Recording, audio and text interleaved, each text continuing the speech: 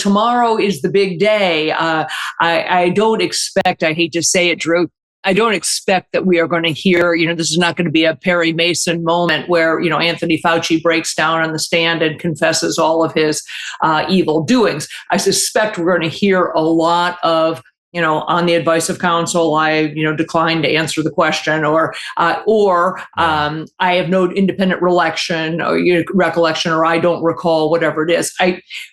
That said, I do think what we're going to get, if I know Rand Paul, is we will at least get some squirm moments where Anthony Fauci is forced to read some of his diary entries in his own voice, read these just grotesque diary entries, Drew, that expose him finally, once and for all, literally in black and white, for what he is. Which is a man so enamored with his own celebrity, so obsessed with the limelight, that frankly, it superseded anything that he might have been doing in public health. Yep, that is how I saw it too. That's what adulterated him. And I went deeper into the files today, and some of the work he was doing was good. I admired some of the work, and I thought, oh yeah, this was who he was during the AIDS epidemic. But he became so adulterated. There was no social media. There was no cable TV back during AIDS. He stayed within the confines of the medical profession and the CDC, and he was effective. But this adulterated him in some weird way. Yeah, and I will disagree with you a little bit. I was not enamored with him back during HIV, because I think he tried out, he sort of got his feet wet on some of what he did during COVID, which is, number one, using irrational fear. Anthony Fauci, you may not remember, was responsible for telling people that HIV, that AIDS could be passed through fairly casual contact, rather than really up to the fear factor. He was responsible largely for foisting AZT on tens of thousands of young, gay HIV positive men, and resulted in their untimely deaths. So there was, what you are absolutely correct about is he didn't have the limelight because social media was pretty much non-existent back in the 80s. So fast forward, you take this person who I fundamentally believe is a narcissistic sociopath, and you give him the ability. Was that too harsh? Yeah, sorry. You give him the ability to have, the limelight. These journal entries, these diary entries, he's not writing about struggling to find, with the increasing numbers of COVID deaths. He's not writing about trying to find therapies, different therapeutics. He's not writing about how to mitigate learning losses or mental health issues or addiction issues as a result of the lockdown and school closures. No, instead, what he's writing about was, I was on 5 Sunday talk shows. The Secret Service know me by name. I have access to all of these people. I mean, it is on and on. It's self-adulation to the likes of which, frankly, I've never seen. Yeah, no, I've seen it, Kelly. I've seen it from our peers before. I see it when they take care of celebrities, right? They get, they get so excited, then they get manipulated and do stupid shit. And I've seen it before where people get in the media that are not used to being in the media. It's not, we need some sort of debriefing or coaching to make sure this doesn't happen to people. And some it's just going to happen to no matter what. But I did see him wrangling. You're right. He did not look at the downside at all. He did not look at the consequences of what he was discussing in terms of mitigation risks.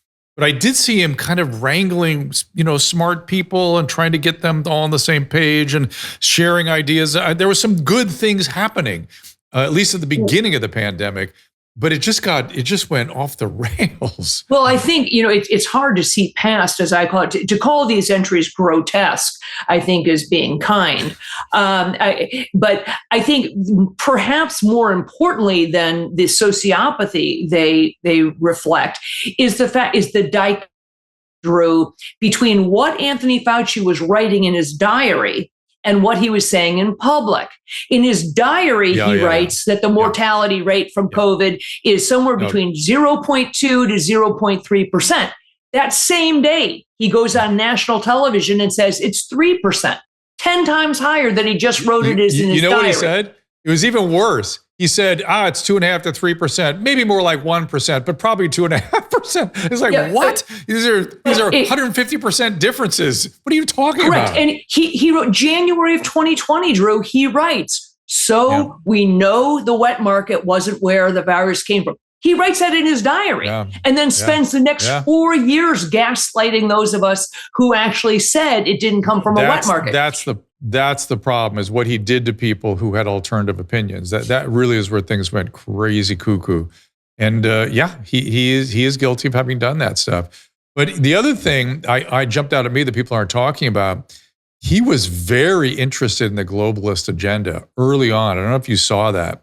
He was very enamored with China, very enamored with the globalist ideas, and giving this all to the World Health Organization. He had no understanding of who he was dealing with the Chinese. Well, I guess, you're giving him the benefit of the doubt. I'm thinking if this is actually, we are living the Hunger Games and you have an opportunity to become one of the elites, and that's kind of how it seems. He's writing in there. He writes multiple times about how he spoke at least every other week with Bill Gates. He's writing about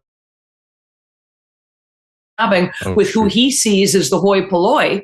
And so it makes me wonder, was he totally naive and doesn't know who the CCP is and doesn't know who or is he saying, look, I have an opportunity that maybe I can become one of this, this class, this small group of people in the inner circle. And that's really how it reads to me.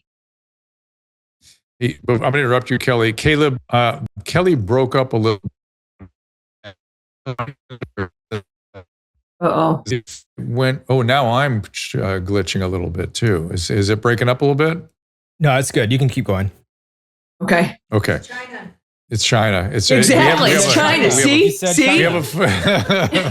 We have a thing here on this show. As soon as we start talking about China, it starts glitching. So I'm just saying. But I do expect. I think that one of the. I also, by the way, I've been really trying to be as objective as possible, and I've listened to a bunch more interviews that the press did of Fauci as some of the inconsistencies leaked out. And I was delighted to see them asking real questions. Now, they let him get by with no real answers, but I was like, oh, Jake Tapper's asking some good questions. I appreciate that. I don't feel so concerned about the press so much, just carrying water for this guy. Though when this is over tomorrow, if it is over tomorrow, I do expect them just to be carrying water for Anthony Fauci and what a hero he is in their minds. Well, it'll be interesting to see because I've watched people who I consider to be totally in the tank with him, people like Scott Gottlieb and, as you said, Jake Tapper and all the people in the media. And they look a little bit like rats jumping from a sinking ship right now. I think they're trying very hard to go, no, really, I'm a credible journalist. I see I'm asking hard questions. And so we'll, right as they see that Anthony Fauci is about to be eviscerated by Rand Paul and others. So I don't know if it's not just preservation that they're going for. We'll see after this hearing is over. I don't expect, that you'll get a ton more from Anthony Fauci. At the best, I think you'll see some humiliation, for him because, as I said, he'll have to read some of these things. But it's hard to really humiliate somebody who has no humility. It's hard to, this is a man, who has, hubris is his middle name. And that is really the mark of a sociopath. He's a narcissistic sociopath. And I don't expect that he will be truly held to account in the way that he should be, meaning potentially have legal ramifications. That said, I'm not a lawyer. I'm not a constitutionalist. I don't know if it was questioned whether or not the auto pen pardon would hold up in court or not. It's quite. Everybody knows that Joe Biden didn't actually sign that thing, and I don't know how it's sort of preposterous that you can pardon somebody for this blanket sort of for everything you did in the past or everything you might do in the future. I give you papal dispensation. I mean, it's kind of insane, right? But yes, I don't think that I don't think there will be legal accountability, just personally. Let me play for you a tape of some comments that Bobby Kennedy made recently. And in these comments, he brings up the apparent side effect that Fauci allegedly had that now is, I guess, been scrubbed from the diaries for some reason, which is a pulmonary infarction, which is from for your and my point of view, it's like, yeah, guess what? That's what happens from this spike protein that you've loaded your body with. No duh. But let's see what Bobby says here, and I'll let you comment. He lied about masks. He lied about social distancing. He lied about the transmission. He lied about natural immunity. He lied about the capacity, as you just said, of the vaccine to prevent infection. He got vaccinated at a very, very public press conference in January of 2020. And then 5 months later, he had, and this is the first time that we knew this from the diary, he had a pulmonary infarction, which is one of the adverse events that NIAID, CDC, and FDA said are expected from the vaccine. He never told anybody. He got treated for it privately by the best doctors in America. At the same time, he was telling everybody that that was not an adverse event. And while they were exposing young males to myocarditis on top of that, but go ahead. Have at it. Right. So apparently, and again, I didn't know about it either. Nobody knew about it, or at least the public didn't know about it until the diaries were dropped by Rand Paul, that apparently Anthony Fauci had 3 pulmonary embolisms. He had blood clots to his lung, which resulted in this infarct. So for lay people out there, what happens is he developed blood clots to his lung, robbed that area of his lung of blood supply, and therefore it died off. That, section of his lung died. That's what an infarct is. Yeah. Okay. There you go. So he had this, he showered some blood clots. Absolutely. Everybody hopefully knows by now that that is one of the key negative side effects of the shots, is this increased risk for clots. He didn't tell anybody. He got treated for it, was put on Eliquis, which is a blood thinner, an anticoagulant, on which I'm sure he is still on it. The norm would be to be on it for a minimum of a year following a pulmonary embolism, and possibly, if they were able to determine where it came from, that he would end up with a filter in. But in any event, he didn't share this with the public. Now, I'm not saying he is obligated to share his personal medical information with the public. He's not, that's personal. That said, when it is pretty darn clear that this was the result, he is not somebody who's otherwise at risk for a pulmonary embolism and therefore infarct. He's not a smoker. He's not obese. He's not sedentary, all of these things. So, this was a result of the shot. He should have been forthcoming about it. I think, given his position and the fact that he covered it up and wasn't, I think is dishonest. Oh, yes. That is gravely concerning. And I'm equally as concerned about the fact that we can no longer find the documentation of this. My understanding is it got scrubbed out of the diaries, which is insane. Yes, and I'm guessing that they're going to claim this is personal medical information, and it's you don't have any business having it. That's going to be the claim, and I understand that that's going to be their claim, but it is pertinent, germane to the conversation when it is the direct result of something that you are mandating the rest of society participate in. Yes. So. Oh my goodness, this whole thing is so overwhelming to look at. It makes me, I always end up feeling sad by the time, and every time I go further down the road with this, because there were some good, smart people trying to do good work. I wonder what Scott Atlas thinks about all this now. Have you talked to him recently? I have not, but I'll tell you, Scott Atlas clearly had President Trump's ear for a short bit, and he was fun. I think he was a victim of subterfuge by Fauci and others, in the same way that if you look at the people who penned the Great Barrington Declaration, Jay Bhattacharya and Sunita Gupta and Martin Kulldorff, these 3 brilliant scientists, and they were labeled as, quote, fringe epidemiologists. They were undermined. They were, derided and sidelined. And that became, here's a question that I think here's the real question, I think, to get at. As much as I want Anthony Fauci, that little troll, to go down, who's backing him up? That kind of hubris, Drew, even though he's a sociopath, even though he's a narcissist, that kind of hubris, I believe, only comes when you know that you have Teflon, when you know you're protected, you know somebody's got your back. Anthony Fauci is working in consort with a cabal behind the scenes. Who's really the puppeteer? They led Anthony Fauci to believe he was, and for all intents and purposes, he appears to be the puppet master. But there's someone above him. There's someone tinkling the strings above Anthony Fauci. Who is that? Is it Bundaberg Group? Is it, is it the George Soros, the Bill Gates? Who is it?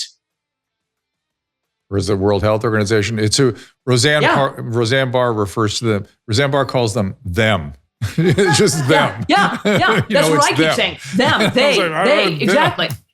No, that's what I'm saying, is that because Anthony Fauci, I truly believe, is an evil person. He was absolutely participant in this. He knew what he was saying was a lie.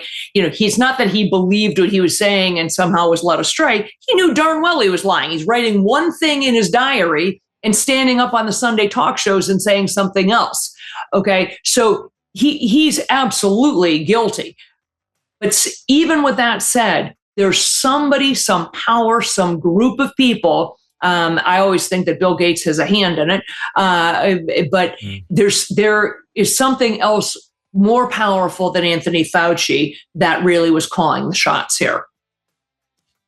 Well, I'm on the clock today, Kelly. I appreciate you being here. There's no doubt as we roll to the finish line here, there's no doubt in what you're feeling and thinking about this is absolute clarity. And I appreciate that always about you.